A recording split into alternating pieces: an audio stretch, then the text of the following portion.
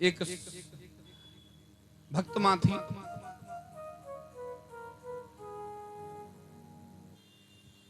उन्होंने किसी साधु को भोजन पर बुलाया, घर भोजन पर बुलाया और अपनी एक दासी को कहा कि वो अंदर से खीर वाला भगोना भी उठा करके ले आओ, स्वामी जी पे खीर और देनी है।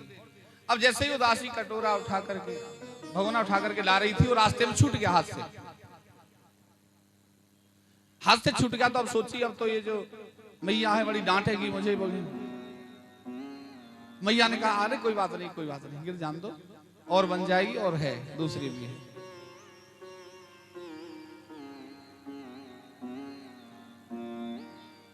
अब उसने कहा कि मैया मेरे हाथ से खीर का इतना बड़ा पात्र छूट गया, आपने मुझ पर क्रोध नहीं किया। बोले क्रोध किस पर करना है, किस पर क्रोध करना है, कहीं आवश्यकता ही नहीं क्रोध की। बोले तुम्हें क्रोध नहीं आता, दुख नहीं होता कोई? बोले दुख, जैसे ही मैंने स्वामी जी को, साधु को भी निमंत्रित किया आने के लिए भोजन को, जैसे ही स्वामी जी आ रहे होंगे रास्ते में, मुझे खबर मिली कि मेरे पति दूर देश में मृत्यु को प्राप्त हो गए हैं। मैं फिर भी साधु को खाना खिला, जाना था वो चला गया, लेकिन पहले जो अतिथि है उसको भोजन कराना मेरा कर्तव्य है। अब वो दासी तो हैरान रह गई। बोले इतने के बाद भी तुम शांत हो? ऐसा शांत होना, ये जान लेना कि जो होना था वो तो हो गया, जो होना है वो भी होगा। ये दुख और सुख केवल इस शरीर को प्राप्त होते हैं, इससे अलग कोई चीज है नहीं। मन की ही अनुभूति है, मन ही शरीर को दुख पहुंचाता जगह जगह ऐसे संकेत भेज करके। आप नित्य एकांतिक होना सीख जाओ, ज्यादा नहीं तो 20 मिनट आधा घंटा एकांत में बैठ करके सब सुख दुख से मुक्त होकर के शांत बैठना सीख जाओ। बिल्कुल शांत बैठ जाओ, कुछ मत भजो। कोई एक चित्र, कोई एक भाव, कोई एक लौ, कोई अगरबत्ती, कोई धूप बत्ती, कोई मोमबत्ती, कोई दीपक जला लो सामने, बस देखते रहो। मंत्र भी कोई नहीं आता तो बस उसका चिंतन करो, उसी दीपक के अंदर ब्रह्म ज्योति आपको दिखाई दे जाएगी। ये एकांतिक भाव है। और जैसे ही तुमको 20 मिनट आधा घंटा एकांत में बैठना आ गया, अब तुम्हारे लिए कोई सुख दुख मायने नहीं रखता, नित्य की आदत हो जाएगी। तो ऐसी बोलो गोविंद भगवान की। मन को जीत लोगे, और मन को जीत लिया तो जान लो कि सब इंद्रियों पर हमारा काबू हो गया।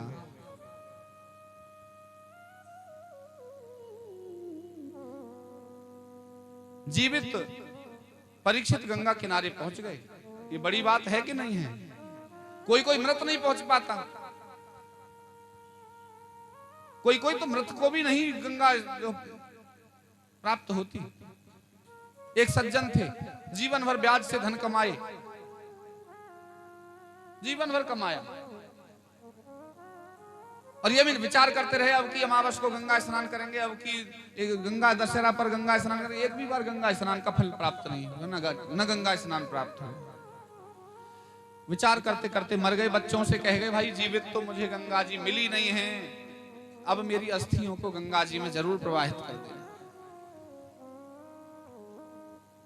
4 पुत्र थे, अस्थियों को लिए एक सुंदर चमकीले थैले में। जब धनवान लोग होते हैं तो वो अस्थियों को भी स्वर्ण और मणि जटित कपड़ों में बांध कर ले जाते हैं, जबकि मृत के लिए ना कोई स्वर्ण है और ना कोई रजत है, ना कोई मणि है, ना कोई माणिक है। ऐसा तो एक ही माणिक है मेरे गोविंद का नाम, जो मृत के साथ ज्यादा रहता है और जीवित के साथ कम रहता है। बोलो गोविंद भगवान की। लेकर चल दिए ऊंट पर सवारी करके। राजस्थानी थे, मारवाड़ी थे, गंगा जी जा रहे हैं। रास्ते में देर रात, जब शाम हो गई, रात होने लगी, तो मन में विचार किया एक पड़ोसी गांव दिखा, इसमें ठहर जाते हैं, प्रातः काल फिर चल देंगे। कोई अच्छा सा कोई सज्जन ढूंढकर वो किसी ब्राह्मण के घर रुक जाएं, ब्राह्मण का घर पूछा, मोहल्ले में गए, पंडित जी के यहाँ रुकेंगे तो सब जगह ऐसी व्यवस्थाएं होती थी कि भाई दूर देश से किसी को भी जाना पड़ सकता है, तो ठहरने की व्यवस्था स्पेशल नहीं, किसी के घर में रुक जाते थे ऐसे। अब तो इतने होटल खुल गए हैं कि जहां जरूरत नहीं वहां भी होटल है। आजकल तो जंक्शन पे भी होटल है 10-5, तो बताओ कौन रुक रहा है यहाँ पर, खुल रही है। भविष्य में कोई ठहरे, बोलो गोविंद भगवान की। तो वहां गांव में ठहर जाते थे किसी के घर में, रुक गए एक पंडित जी के यहाँ।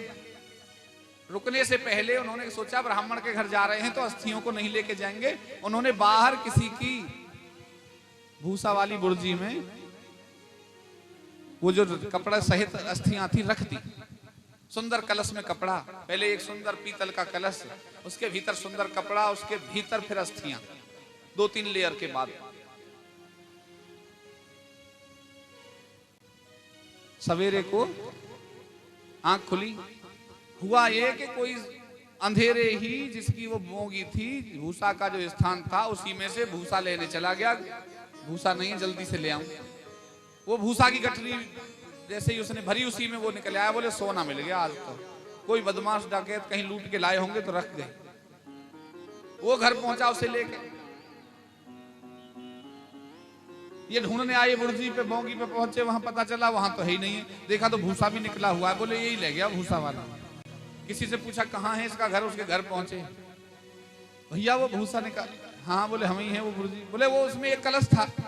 अरे सत्यानाशी, उस कलश को मेरी बुर्जी में रख दिया था, मैं घर तक ले आया उसको। अरे तो बोले भैया दे दो, उस पिताजी की अस्थियां हैं, गंगा जी जानी है। अच्छा अस्थियों को मैं घर में रखूंगा, पागल दिख रहा हूं क्या? क्या कर दिया? बोले मैंने कूड़े फेंक दी। अब कूड़े पहुंचे तो वहां कूड़े को भंगिन ले गई, बड़ी आफत। और जब भंगिन ले गई तो भंगिन के घर पहुंचे, बोले भाई वो कूड़ा लाई होगी तो उसमें हमारे पिताजी की अस्थियां हैं। अरे बोले मैं सोना चांदी समझ के ले आई, अब मैं घर तक ले आई, फिर तो उसको अब हमें दे दे।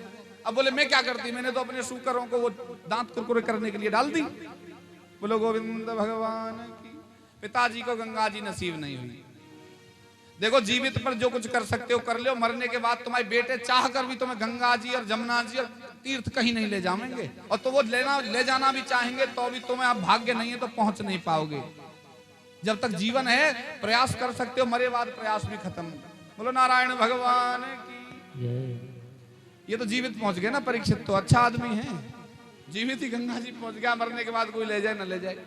ऐसे ही हम सबको कथा बहुत कुछ कहती है, उसका सूत्र हमें नहीं मिलता। बस जब हम विचार करते हैं तो हमें पता चलता है कि परीक्षित को गंगा जी जाने का क्या तात्पर्य था। जीवित पर ही, मृत पर जाते हैं लोग, अस्थियां प्रवाहित कर दे। गंगा जी नहाने थोड़ी गए थे, वो तो मुक्ति के लिए गंगा किनारे पर गए थे। अब गंगा किनारे पर भी प्रश्न कर रहे हैं सत्संग में, गंगा किनारे पर भी कैसे जाना चाहिए?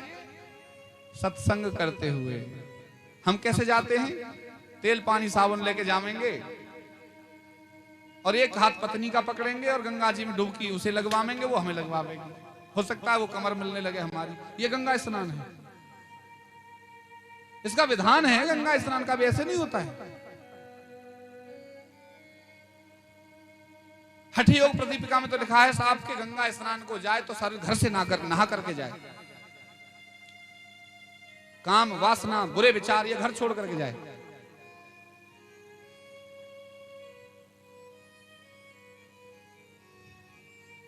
घर छोड़ करके।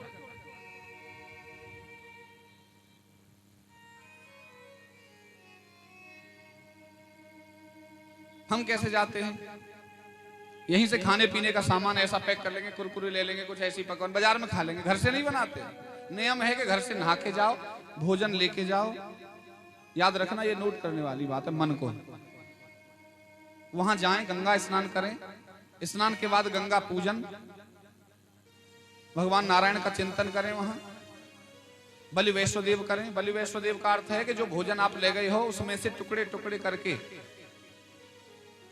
5 बार जल के किनारे रखो, मछलियों को अंदर डालो। हो सके तो कच्चा कोयला जो जल में डाल दो तो उसको भी, अशुद्ध जल को भी शुद्ध कर देता है। अभी आरओ चल रहे हैं ना, आरओ, इसमें जो मेम्ब्रेन होती है जो एक फिल्टर जैसी होती है, इसमें फिल्टर, उसकी परतें आप खोलोगे तो उसमें कच्चे कोयले के कण मिलेंगे आपको। ये कोई केमिकल या कोई किसी छटना से साफ नहीं करते। ये भी वही पुरानी रीति है कि कच्चे कोयले के छोटे छोटे दाने उसके अंदर लेयर बाई लेयर लगे रहते हैं, वो पानी को शुद्ध करते हैं, मीठा बना देते हैं। गंगा की अशुद्धियां दूर होती हैं कच्चे कोयले को गंगा जी में प्रवाहित करने से। चाहो हो पाए तो कच्चा कोयला भी ले जाओ, जिस पर शनि की दशा चल रही हो, राहु केतु की चल रही हो, ऐसा जीव अपने वजन के 10वां हिस्सा, जितना तुम में वजन हो उसका 10वां भाग, 60 किलो वजन है तो 6 किलो, 100 किलो वजन है तो 10 किलो, इस प्रकार से कच्चा कोयला ले जाकर बीच धार में गंगा जी में प्रवाहित करो। शनि की दशा, राहु केतु दोनों दूर हो जाते, तीनों दूर हो जाते हैं। स्वाभाविक भी दशा नहीं है तो भी ले जाओ, पुण्य प्राप्त होता है। शरीर को मलना नहीं है गंगा स्नान करते में, हम पूरा रगड़ रगड़ के नहाते हैं, बोले गंगा मैया सारे मैल छुड़ा के तेरे में ही जाएंगे। अब ये बताओ गंगा मैया इतना मैल लेके कहां जाएगी? लेती वो कुछ नहीं ले जाती, सबका हिसाब रखती है। उसके पास एक मुनीम बैठा है, मुंशी, वो नोट करता रहता कितना मैल किसने मेरे अंदर छोड़ा। और जब बरसात आती है ना, गंगा जी समुद्र में मिल गई और समुद्र में से वो मैल बरसात के समय पर बादलों से इकट्ठा हुआ और उसी की खोपड़ी पे आके बरस गई। सारा मैल जितना था उसके सिर पे आके बरसा, वो जा रहा था खेत में, पूरा बरस गया, ना चाहते हुए बादल आ गए। जितना हिसाब में उसके मैल था, जितना छोड़ के आया सब उसकी खोपड़ी पे। बोलो गोविंद भगवान की। गंगा शरीर का मैल नहीं धोती, ये तो पाप नाशिनी है। पापों को नष्ट करके जाओ वहां, पापों को मिटाए के जाओ वहां और उनसे प्रार्थना करो जो पिछले हो गए हैं उनको, उनके फलों को मिटाए दे। जो फलश्रुति पिछले पाप की है वो नष्ट हो जाए, अगले हम करेंगे नहीं।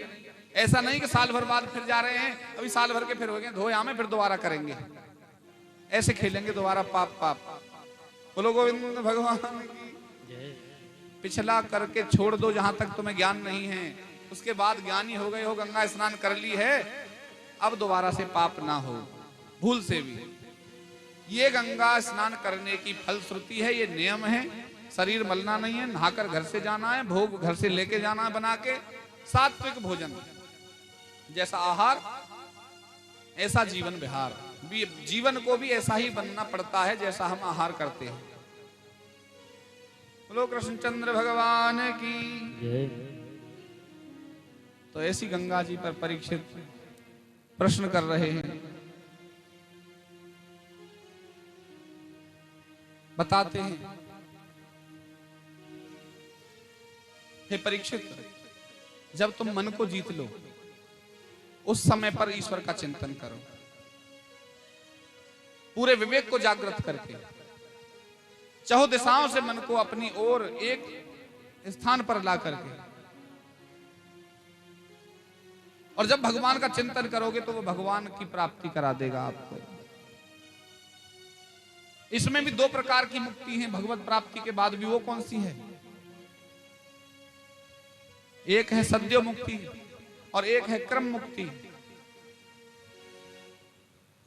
परीक्षित ने कहा, हे भगवान आप मुझे बताओ कि ये 2 मुक्तियां किस प्रकार की हैं?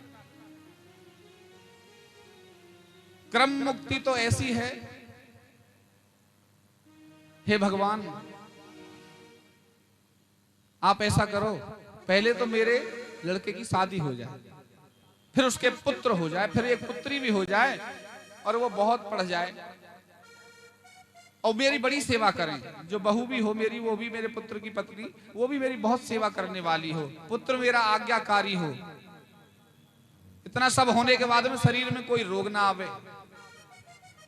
इस बीच में मैं खूब जो कुछ करूं बढ़िया बढ़िया सब अच्छा होए और इसके बाद जब मरूं तो मुझे मुक्त कर देना, फिर जन्म मरण के चक्र से छुड़ा देना। यह है क्रम मुक्ति। अब इसमें पता है कितना रिस्क कितना है। अब ऐसे ही जैसे बीच में हम ऐसे जी रहे थे, आनंद ले रहे थे, बीच में ही कोई महापाप हो गया हमसे। भगवान तो कह गए थे ठीक है ऐसा ही हो, लेकिन अभी जीवन तो स्वतंत्र है ना, मन तो कुछ भी करने के लिए स्वतंत्र है। किसी शादी में गए थे, किसी का हार मिल गया, दिख नहीं रहा, कोई कोई देख नहीं रहा, उठा लाए। चोरी का पातक लग गया, गुस्सा आया, किसी का सर फोड़ दिया, वो मर गया, ये पातक लग गए। पीपल वृक्ष को कष्ट दे दिया, ब्रह्म राक्षस लग गया। बरगद वृक्ष की टहनी तोड़ ली, बृहस्पतिवार के दिन महापाप पातक लग गया, इससे भी ब्रह्म राक्षस पैदा हो जाता है। कुत्ता घर में घुस गया था, हमने डंडा मारा, कुत्ता वहीं मर गया या टांग टूट गई, ये भी ब्रह्म राक्षस का दोष लग गया। अब ये दोष हमारे जीवन में चलेगा और संतानों को भी कष्ट देगा, और हमें तो मुक्ति होनी नहीं है किसी प्रकार से। अब जो हम मुक्ति का वरदान लिए थे वो खत्म, समाप्त। किसी ब्राह्मण का हृदय दुख गया, ब्राह्मण को कष्ट पहुंचा दिया भूलवश, ब्रह्म राक्षस लग गया, हमें पता भी नहीं चला और सब बुरा हो गया। बोलो कृष्णचंद्र भगवान की। यह है क्रम मुक्ति। इसमें रिस्क है कि मुक्ति कभी भी खत्म हो सकती है। अगली है सद्यो मुक्ति। इस मुक्ति में क्या है? हे भगवान, भगवान कहते मांग लो।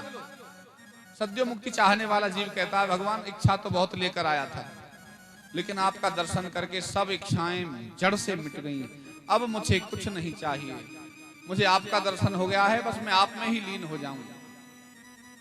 उसी तत्क्षण वो भगवान के धाम को सुंदर दिव्य विमान में चढ़कर मृत्यु के सिर पर पैर रख करके वैकुंठ में, गोलोक में स्थापित हो जाता है। यह है सद्यो मुक्ति। कैसी सद्यो मुक्ति है पता है? राजेश्वरानंद जी महाराज भागवत कर रहे थे झांसी क्षेत्र में। भगवत चरणानुरागी इतने बड़े अच्छे संत, ऐसे उत्तम विचार, भागवत में ही उसी समय तत्क्षण भगवत नाम ले रहे हैं। भागवत करना तो भगवान की सेवा करना ही है। उनका भाव हर समय यही रहता होगा, भागवत में से ही शरीर छोड़ करके और भगवान के शाश्वत धाम गोलोक को प्राप्त हो गए। बोलो गोविंद भगवान की। यह है सद्यो मुक्ति। बिना किसी रोग के, कभी कोई बीमारी नहीं, बस बीच में से ही विमान आया, शरीर छोड़ दिया, चले। यह है सद्यो मुक्ति। क्रम मुक्ति वाला तो अस्पताल में भी जावेगा, बीमार होएगा, दवाई गोली खावेगा, सेवा करावेगा, क्योंकि बहू सेवा करने वाली चाहिए, तो सेवा जैसा शरीर हुआ नहीं है। अब तुमने तो सेवा मांगी है कि बहू बहुत सेवा करे, अब हट्टा कट्टा सास होए तो बहू सेवा क्या करे, जबरदस्ती टांग पकड़ के थोड़ी खींचेगी, बीमार तो होना पड़ेगा ना। इसके लिए भी ध्यान रख लो, भगवान से क्या मांगोगे। बहू सेवा करने वाली मांगी तो बीमार होना पड़ेगा। मांगो तो ये मांगो बहुत लड़ने वाली बहू आवे जिससे मुझे वैराग्य हो जावे। बोलो गोविंद भगवान की। अब बुरी बहू आ जाती है तो बड़ा उल्टा हो जाता है। डिमांड उल्टी कर लो, भगवान के पास जाना है तो। घर से जब धक्का मार के निकाले जाओगे ना, तब बड़ा बेकार होगा। पहले ही निकल लो ध्यान करके कि भाई ठीक है ऐसा करना है।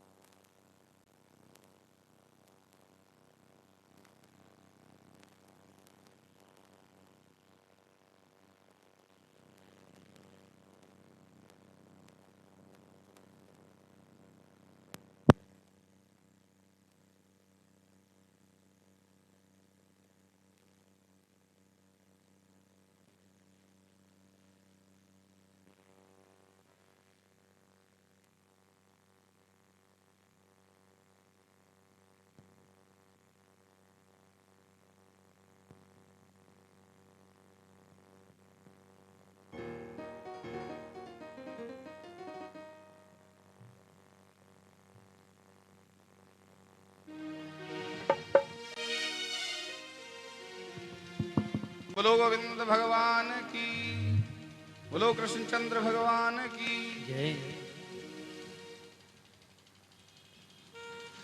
प्रसंग कहाँ था? वरदान मांगने पर था। वरदान ऐसा मांगना है जिससे हमें वैराग्य हो जाए। एक गुरुजी थे, एक चेला, बड़ा सात्विक चेला, गुरुजी की बड़ी सेवा करता।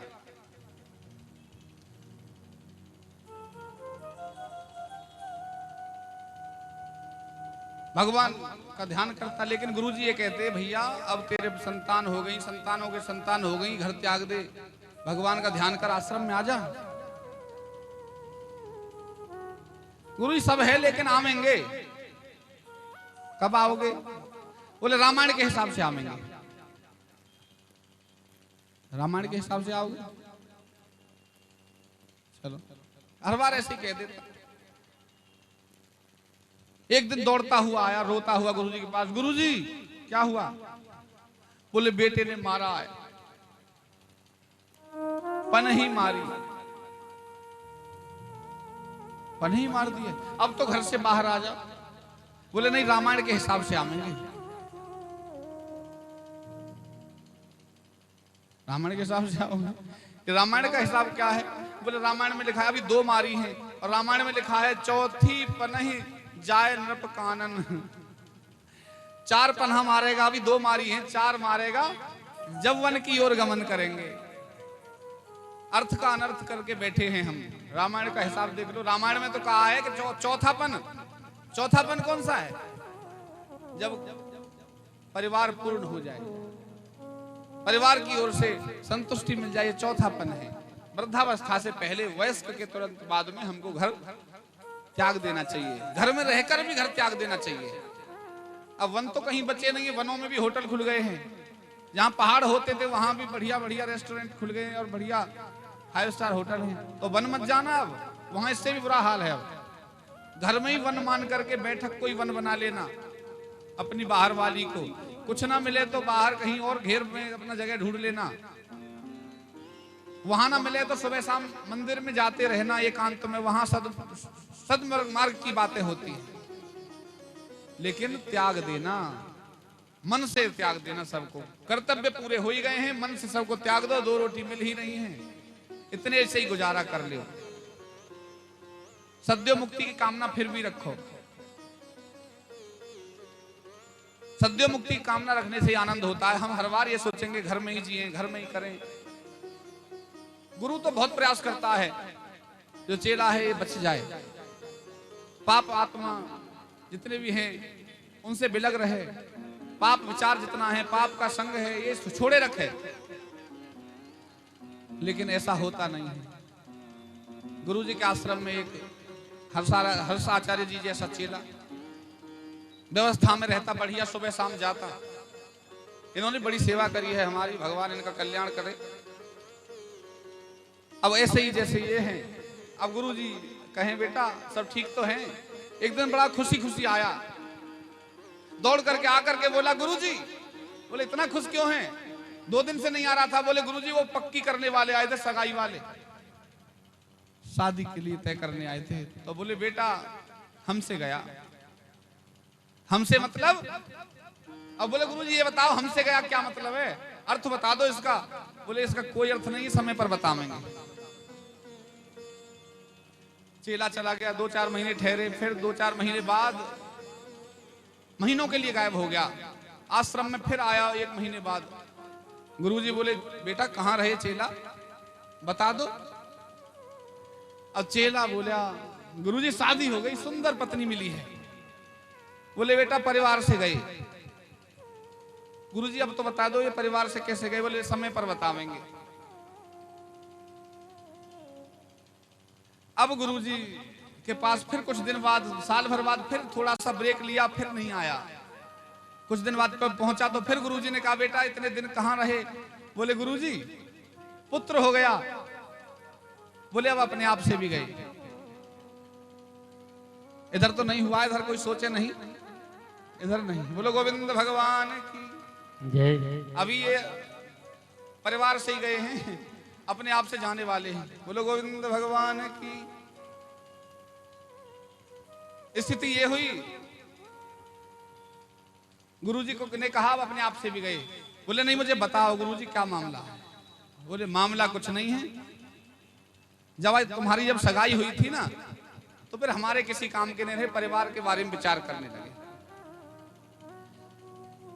और जब शादी हो गई तो फिर परिवार के बारे में विचार छोड़ दिया, पत्नी का और अपना, दोनों का चिंतन, इनका ही भरण पोषण, इसी को श्रृंगार, इसी की बात, इसी के मन में क्या है, सुख मिले इसको जो मैं लाया हूं 7 वचन लेकर के, और दायित्व तो भी है।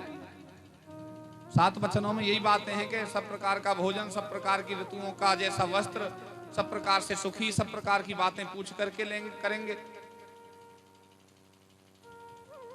और अब पुत्र हो गया है तो अब अपने बारे में भी चिंता खत्म। जो लाओगे पुत्र को, जो लाओगे संतान को, जो लाओगे पुत्री को, बच्चों के लिए विचार करोगे। अब अपने आप से भी गए। चेला बोला नहीं गुरुजी, मेरी पत्नी मुझसे बहुत प्यार करती है, बहुत प्यार करती है मुझसे। बहुत अच्छी बात है। गुरुजी भी बोले अच्छा है, पर एक काम करना आप तुम, जो हमने इनके साथ नहीं किया अभी। गुरुजी ने कहा एक काम करना, घर जाओ और घर हमने तुम्हें योग सिखाया था, प्राणायाम खींच करके सांस चढ़ा लेना और मरने का नाटक करना आज। ठीक है गुरुजी। अब चेला है तो पक्का चेला है, ये नहीं पूछा क्यों करूं, ये प्रश्न नहीं करता क्यों करूं, पक्का चेला है। घर चला गया, घर जाते ही गिर पड़ा चौखट के भीतर और सांस चढ़ा ली। जब तक मैं कह दूं जब तक नहीं उठ जाना, मैं कहूंगा उठ जा जब उठना। ठीक है गुरु। चौखट में से प्रसार खाई, गिर पड़ा और योग के द्वारा प्राणायाम खींचा और बस मरने का नाटक। और घर के तो वहां रुआ पीटन हो गई, पूरा गांव मोहल्ला इकट्ठा हो गया, सब दुखी। अब पत्नी सबसे ज्यादा दुखी, बेचारा दुखी तो भीतर भीतर। आप भी अगर बताओ, इतनी प्यार करने वाली पत्नी कितने कष्ट में रो रही है, इतनी दुखी है पत्नी। देखो मेरे माता पिता कितने कष्ट में, सबसे ज्यादा पत्नी का। अभी नवविवाहिता है, वर्ष भर हुआ है, इतना दुख नहीं देख सकता मैं। अब गुरुजी ने जब कहा है तो चलो थोड़ी देर और प्राणायाम खींचता हूं। सब बोले भाई क्या हो, ये तो भाई गुजर गया। भाई गुरुजी को बुलाओ, इसके गुरुजी पर खबर करी गई। अब गुरुजी दौड़कर, गुरुजी को तो पता ही था, तैयार बैठे थे, धोती कुर्ता पहने, चंदन लगाकर तत्काल प्रवेश हो गए। अमित रूप प्रकटित ही काला, तुरंत वहीं। इतने कहने की देर हुई, बोले गुरुजी तो दरवाजे पे ही आ गए, खबर की जरूरत नहीं है। गुरुजी देखो चेला खत्म हो गया, बहुत देखो क्या हो गया, खत्म हो गया, इसका प्राणांत हो गया, इसको बचा दो, आप कुछ करो, कैसे भी करो बचा लो। अब गुरु को तो ये जानते हैं जैसे ब्रह्मा यही हो कि बस प्राण लावे और फूंक दे। अब गुरुजी बोले, अब गुरुजी भी तो बहुत माहिर हैं। हाँ बोले कोई बात नहीं, रुको अभी रुको, जल्दी कटोरा भर के दूध लाओ। कटोरा भर के दूध मंगाया, लाओ चीनी डालो इसमें। अब चीनी घोली और बस आकाश बांधू, पाताल बांधू, और ये बांधू और वो बांधू, और बस छू और ये जीवित, ऐसे करके उन्होंने मंत्र 2-4 बोले। मंत्र कुछ नहीं थे, बस वो सबका भाव देखना था। अब बोले चारों तरफ उसके घुमाया वो कटोरा, और दूध का कटोरा हाथ में जैसे ही लिए, पत्नी की ओर देखा, बोले सुनो अब ये जीवित होने वाला है। बोले महाराज जल्दी करो। बोले पर जीवित की एक शर्त है कि जो इस कटोरा दूध को पी ले वो मर जाएगा और ये जीवित हो जाएगा। अब पत्नी की तरफ देखा और चले, पत्नी पीछे हट के भागी। बोले गुरुजी मेरा तो छोटा बच्चा है, मैं तो शादी तो दूसरी भी हो जाएगी, इस बच्चे को कोई नहीं पालेगा, मर गई तो। अब चेला प्राणायाम खींचे, झूठे को मरा था, अब सच्चे को मरने को तैयार है कि जिसके वियोग में मैं छोड़ नहीं रहा था घर, वो ऐसी स्थिति। अब पत्नी पीछे, अब मां की तरफ देखा और दूध का कटोरा मां की तरफ लेकर के तेज चाल से गुरुजी चले। बोले आप तो इसकी मां हो, मां तो ये मान लो परमात्मा के समान होती है। मां भी पीछे हटी है, बुढ़े को रोटी कोई ना देगो, ये भूखो मर जाएगा, और तो कोई बात ना है, जो जाने वाला तो चलो गए। बड़ी अब पिताजी को देखा, बुढ़े को देख ले। अब बुढ़े की तरफ दूध लेके चले, बोले मेरी भी वही दशा है कि ये बुढ़िया भूखी मरेगी, भीख मांगनी पड़ जाएगी, मैं कमा के लाऊंगा, उसी से इसकी जीविका चलेगी। 70% भीतर ही भीतर मरा जा रहा है, वो जो सांस चढ़ाई है। कितनी समस्या। अब ये कंडीशन ये हुई, सबको तो देख लिया घर वालों को, गांव वाले धीरे धीरे खिसकने लगे, बोले अब तुम्हारा ही नंबर है, भाग ले। गांव वाले सब इतने तो तत्काल प्रभाव से खाली घर। अब घर में बस उसकी पत्नी एक कमरे में, वो वहां शरीर, पार्थिव शरीर के पास कोई नहीं। अच्छा तो गुरुजी बोले अच्छा तो हम पी ले। अब तो पूरा गांव फिर भाग के आया। अच्छा गुरुजी जो दूध गुरुजी पी रहे हैं, अब भागे गुरुजी की तरह, अरे गुरुजी आप तो परमार्थी हो, आप पियो। और जब जैसे ही तुम्हारा शरीर जहां अपना चिता बने होगी, वहां समाधि बना देंगे, जहां आपको जो है दाह संस्कार होएगा, आपके पार्थिव शरीर को दफनाएंगे ना, बहुत बढ़िया मार्बल से युक्त तो वहां समाधि बनावेंगे और वहां मेला लगवाई करेंगे वर्ष भर में, आप पियो। मरे तो गुरु मर जाए, और जब बेटा जीवे तो हमारे पास रहे, गुरु का ही होके रह जाएगा। पिताजी फोन करते हैं, मैं क्या कर रहा है भैया। अब गुरुजी देख रहे हैं पिताजी पत्नी हमारा नहीं रहा। अब गुरुजी ने जैसे ही दूध पिया, अब दूध पीकर गुरुजी ने और लीनी एक डकार, दूध पीकर गुरुजी ने और लीनी एक डकार, चल बेटा अब मेरे संग तेने देख लिया संसार। बोलो गोविंद भगवान की। ये संसार है, हम जिसमें लिप्त हैं, ये हम में लिप्त नहीं है। जिस दिन प्राणांत होएगा ना, इस शरीर से भी बदबू आने लगती है, दूर भागने लगते हैं। जल्दी लेकर के शमशान चलो। अरे देर क्यों लगा रहे हो, जल्दी रखो, रिश्तेदार आएंगे भाग के, अरे बारिश आ जाएगी, ये हो जाएगा, जल्दी करो। शरीर से ही नाता, और शरीर ही को जल्दी ले जाओ। आत्मा से तो किसी का नाता ही नहीं, आत्मा तो दूसरी जगह जन्म ले लेगा। शरीर से नाता था, और वही शरीर आज इतना घृणित हो जा रहा है, तो उससे पहले ही यत्न कर लो। जब तक ऐसा यत्न हम नहीं करेंगे, हे परीक्षित, कल्याण नहीं होगा संसार का। जीत हासिल करो, जीवन के पश्चात की दृष्टि पहले बना करके रखो। भगवान गोविंद का नित्य गुणानुगान करो। अरे मीरा ने जीवित त्याग दिया, सूरदास ने जीवित त्याग दिया, तुलसीदास ने जीवित रहते त्याग दिया, सब भगवान को प्राप्त हो गए। घर में रहते भी त्यागा जा सकता है, ऐसा त्याग दो। बहू बेटा कुछ करें, जीवन भर जो तुमने किया किसी ने रोका नहीं? रोका। आज बहू अपना कुछ मन से करती है तो तुम क्यों रोकते हो? बेटा कुछ मन से करना चाह रहा है तो उसका जीवन है, वो कमाए और करे। कब जाना है, कहां जाना है, तुमने एक बार उसको संस्कार डाल दिए, अब जो उसके भीतर फीड हो गया है ना, वो निकले नहीं। तुम खूब लड़ो उससे जीवन भर, अपनी ही मुक्ति को खराब कर रहे हो। तत्काल त्याग देना चाहिए मन से ही। मेरी बने ससुराल त्यागो, संभाल राणा तेरी नगरी, मेरी वृंदावने ससुराल, संभाल राणा तेरी नगरी। तेरी नगरी हो राणा, तेरी नगरी, तेरी नगरी हो राणा, तेरी नगरी, मेरी वृंदावने ससुराल, संभाल राणा तेरी नगरी, मेरी वृंदावने ससुराल, संभाल राणा तेरी नगरी।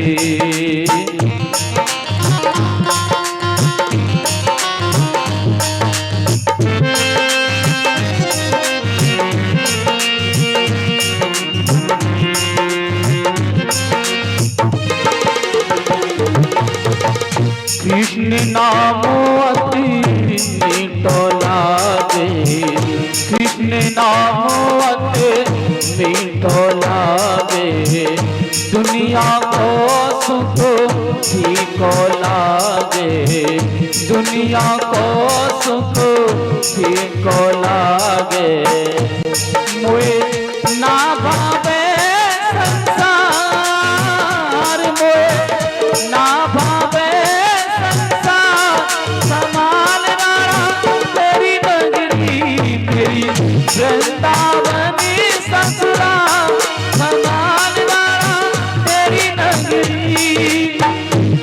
नगरी हो राणा तेरी नगरी हो राणा तेरी नगरी मेरी वृंदावनी ससुराल संभाल राणा तेरी नगरी मेरी वृंदावनी ससुराल संभाल राणा तेरी नगरी।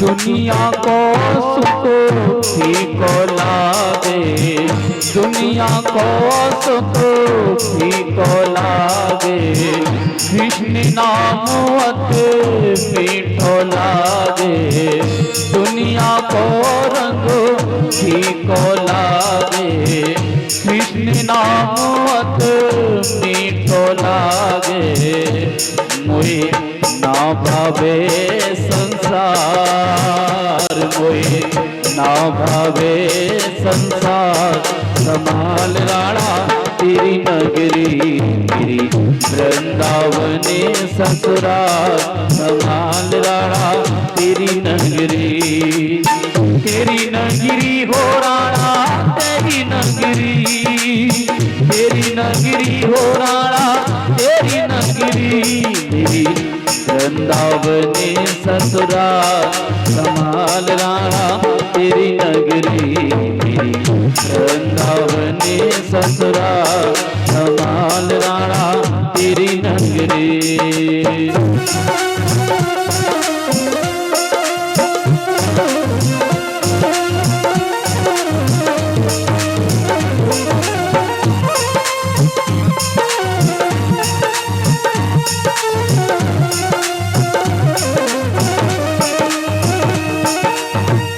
गढ़ती तोर राणा मैं तो छोड़ जाऊंगी गढ़ती तोर राणा मैं तो छोड़ जाऊंगी कुंजी गलीन में श्यामा श्यामा गाऊंगी कुंजी गलीन में श्यामा श्यामा गाऊंगी। हे राणा सुन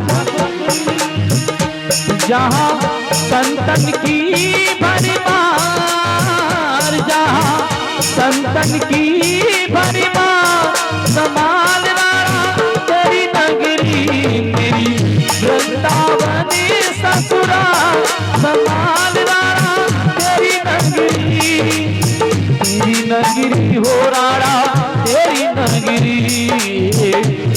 नगरी हो राणा तेरी नगरी मेरी वृंदावनी ससुराल संभाल राणा तेरी नगरी मेरी वृंदावनी ससुराल संभाल राणा तेरी नगरी।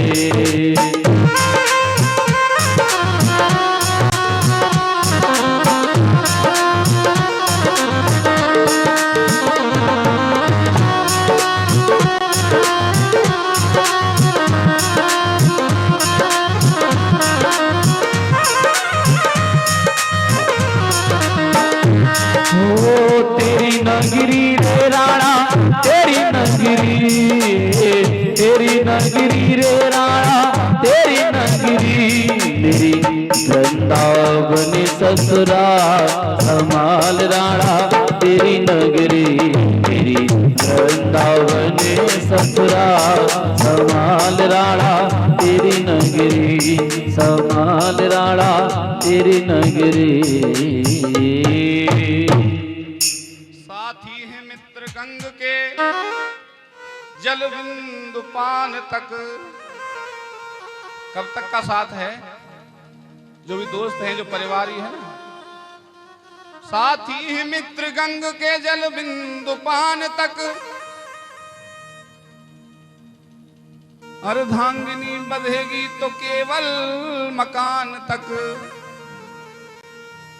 परिवार के सब लोग चलेंगे स्मशान तक, शमशान तक केवल परिवार के लोग, परिवार के सब लोग चलेंगे स्मशान तक, तो बेटा भी हक निभाएगा अग्निदान तक, इससे तो आगे भजन ही है साथी, भजन के बिना तू अकेला चलेगा, रे मन ये 2 दिन का मेला रहेगा, कायम न जग का झमेला रहेगा, रे मन ये 2 दिन का। कुछ नहीं है, मिथ्या, ब्रह्म सत्यम जगन मिथ्या, जो दिख रहा है ही नहीं है, केवल ब्रह्म सत्य है।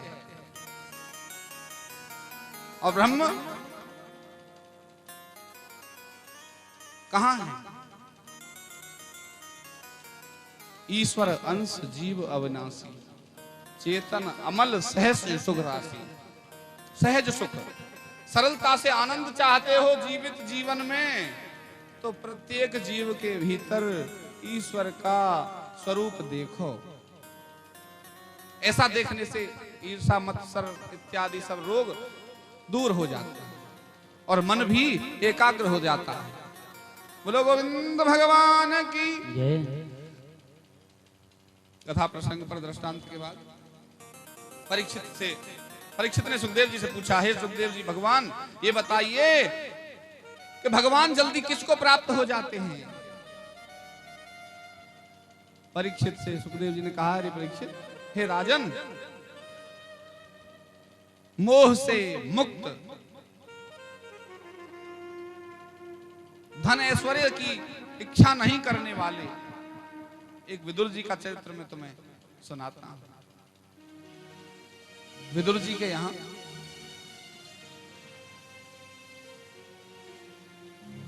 उनकी पत्नी बड़ी भक्तिमती, स्वयं भी भक्त। जब विदुर जी का चरित्र कह रहे थे तो विदुर जी को एक बार समझ लें, विदुर जी कौन है। विदुर जी यहां तो दासी पुत्र हैं, इससे आगे क्या हैं? पहले जन्म में विदुर जी यमराज थे, श्राप के कारण, ऋषि श्राप के कारण इनको दासी पुत्र होना पड़ा। एक समय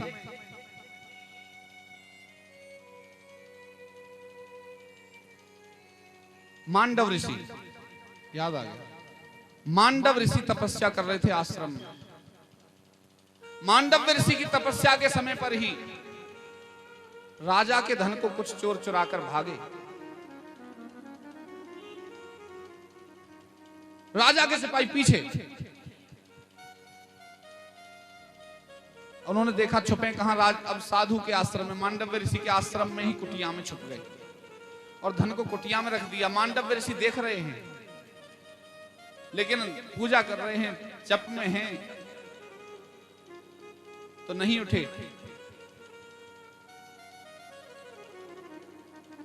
ये नहीं पता कौन है ये जो धन लेकर आए हैं।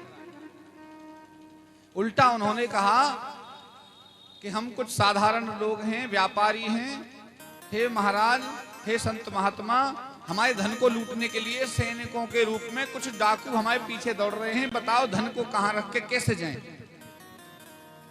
अब कोई ऐसे दीनहीन भाव से आवेगा तो उन्होंने कहा धन को कुटिया में रखो, पीछे के रास्ते से कुटिया कैसे जाओ और निकल जाओ। उनको क्या पता कौन है। राजा के सिपाही पीछे से दौड़ते आए, धन को कुटिया में रखा देखा। महाराज कोई चोर जान लिया तो राजा के पास ले गए। दुर्भाग्य से महाराज से भी कोई प्रश्न नहीं किया। महाराज से कहा धन कहां मिला? आपकी कुटिया में मिला है ना? बोले हाँ मेरी कुटिया में मिला है, लेकिन मैं चोर नहीं हूं। अरे बोले झूठ बोल रहे हो आप, कुटिया में धन आपकी में, आप वहां जगे हुए हो तो चोर भी आप ही हो। ऐसा करो, इनको सूल पर चढ़ा दो, सूल बैठा दो इनको एक सूल पर ऊपर से, तो वो तो सिर में होके पार निकल जाएगा सूल, तो मृत्यु हो जाएगी। देखो जो संत है, जिसने सुख दुख का अंत करके वो स्वरूप धारण किया है, उसे मृत्यु का दुख कहां सता सकता है। ठीक है, जैसी भी विधाता की इच्छा है, लेकिन क्रोध में थे, सूल पर बिठाया तो तप बल के कारण वो सूल उनमें छेद नहीं कर सका। वो ऊपर सूल के और 1 फीट ऊपर सूल से रुक गए, आधा हाथ ऊपर रुक गए सूल से। अब तो सैनिक डर गए, बोले ये तो मर जाना चाहिए था इस सूल में फंस करके, कैसे नहीं मरा। राजा से दौड़ करके कहा, देखो महाराज आपने जो आज्ञा दी हमने पूरी करी, लेकिन वो महाराज तो आकाश में ही टंग गए हैं सूल में, सूल उनमें कोई भी बुरा प्रभाव डाल ही नहीं रहा, छेद ही नहीं रहा उनके शरीर को। अब तो महाराज भी डर गए, दौड़ते हुए उनके पैरों में पड़ गए स्वामी जी के में। मांडव्य ऋषि से प्रार्थना करी, प्रभु मेरी गलती क्षमा करो, मेरा अपराध क्षमा योग्य तो नहीं है, लेकिन फिर भी आप मुझे क्षमा करें तो अच्छा है। मांडव्य ऋषि ने कहा, राजन इसमें तुम्हारा कोई दोष नहीं है, तुम तो निष्कलंक हो मेरी ओर से, तुम पर मुझे क्रोध भी नहीं आ रहा। ये दंड जो दिया है यमराज ने दिया है, मुझे सो यमराज से बात करनी है। सशरीर यमलोक पहुंच गए मांडव्य ऋषि। अब यमलोक में यमराज से जाकर कहा, यमराज ने भी आदर किया, महाराज बताइए। बोले तुमने मुझे ये बताओ, इतना दंड बिना अपराध के कैसे दे दिया। मैंने चोरी नहीं की, तो मुझे किस अपराध की ये सजा मिली थी कि सूल पर टांग दो।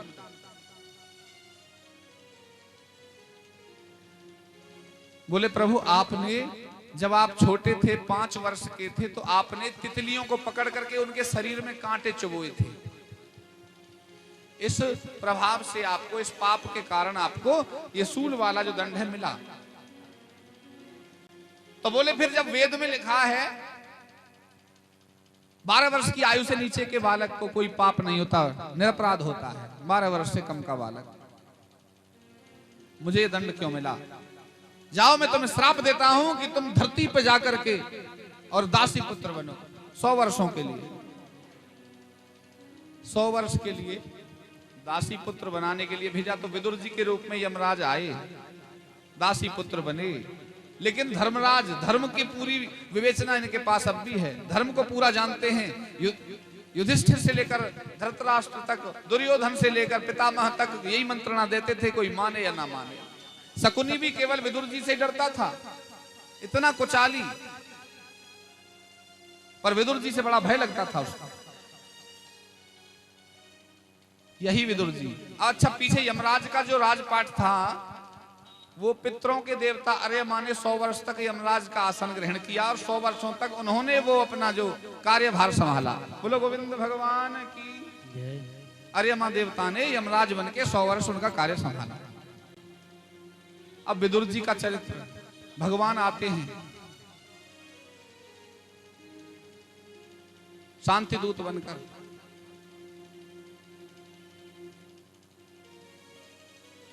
उनके यहां भी बड़ा अच्छा इंतजाम है। दुर्योधन के यहां, दुर्योधन ने कहा खीर पूरी बनी है केशव के लिए, हे केशव हमारे यहां भोजन ग्रहण करना। दुर्योधन का भोजन ग्रहण नहीं करते और विदुर जी के यहां चले जाते हैं। विदुर जी की तो कुटिया है, संतों पर धन नहीं मिलता था, आज तो संतों पर ही धन है। कलयुग है, कलयुग में सब उल्टा हो जाएगा। भागवत भी कथा यही कहती है और मानस की कथा भी यही कहती है, रामचरितमानस की। कलयुग में उल्टा होगा सब। महाराजों के पास धन है,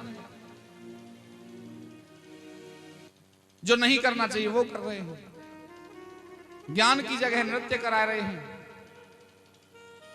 जहां कथाएं कहनी चाहिए वहां गाने चला रहे हैं। ये प्रविष्टि है संसार की, कलयुग की। विदुर जी के यहां गए, दुर्योधन ने पीछे से भेजा अपने दूतों को कि देखो विदुर के यहां ऐसा क्या बना है जो मेरी खीर में नहीं है। विदुरानी घर पर गेट दरवाजे को पीट करके भगवान ने कहा, मैया किवाड़ खोलिए। विदुरानी तो इंतजार प्रतीक्षा ही कर रही थी। तत्काल जैसे दरवाजा खोला, भगवान गोविंद का दर्शन करके वो भगवान में ही उनका चित्त लीन हो गया। बस कुछ सुध नहीं रही। भगवान ने कहा कि अंदर आने के लिए नहीं कहोगी क्या माते? बोले आओ। बैठाया, गेट बंद करके जब बैठाया तो खिड़की में से दुर्योधन के दूत देख रहे थे। बोले मैंने तुम्हारे लिए केले रखे हैं और केले के छिलके खिलाती गई और केला नीचे फेंकती गई। केला छिलका खिला रही है भगवान को, भगवान खा भी रहे हैं प्यार से। केला उठा उठा के खिड़की में से बाहर। अब जो दूत खिड़की में से देख रहे थे उनके मुंह पे केला चिपकता जा रहा है, केले के छिलके को गोविंद खा रहे। अब और उन्होंने उलम के देखा, उचक के देखा और ऊंचा उठ करके देखा तो अरे केला तो ये बाहर फेंक रही है। दौड़ करके दुर्योधन के पास गए। बोले वो तो केले के छिलके खा रहे हैं, वहां केला भी नहीं खा रहे। मेरे गोविंद की स्तुति करती हैं विदुरानी। विदुर जी भी आते हैं, अरे तुमने क्या बनाया है? गोविंद आए हैं, दोनों ने प्रार्थना करी है। भगवान ने कहा मुझे तुम्हारी चिंता है विदुर जी, तुम्हारे दर्शन के बिना मैं रह नहीं सकता। भक्तों के पास में जो मेरे निरंतर मेरा ध्यान करते हैं, अनन्यास चिंतयन्तो मां जे जनः पर्युपास्ते तेषां नित्याभियुक्तानां योगक्षेमं वहाम्यहम्। जो नित्य भक्ति भाव से मेरा चित्त में अपने में हृदय में ध्यान करते रहते हैं ना, उन्हें मैं हर समय याद रखता हूं। उनके जितने बिगड़े कार्य हैं वो मैं बनाता हूं। LIC के जो आइकन के नीचे लिखा होता है योगक्षेमं वहाम्यहम्, देखा है? पॉलिसी के नीचे लिखा रहता है तुम्हारे सब भार वहन को हम ग्रहण करते हैं। ये इसी श्लोक से लिया गया है। तो हे विदुर जी, जब तक मैं धरा पर हूं, जब तक तुम्हारा ध्यान मेरे मन में रहेगा, फिर तो जब तुम हमारे लोग आ ही जाओगे तो वहां तो कोई बात ही नहीं। बोलो गोविंद भगवान की। तो न राजा को मिलते हैं न साधु को मिलते हैं, एक विदुर जैसे दासी पुत्र को भी भगवान सजीव रूप में मिल जाते हैं। बोलो कृष्णचंद्र भगवान की जय। जय जय श्री राधे। थोड़ा कीर्तन के बाद कथा प्रसंग। बोर हो रहे हो कथाओं से, थोड़ा सा कीर्तन गा करके अपने आप भी गाना है।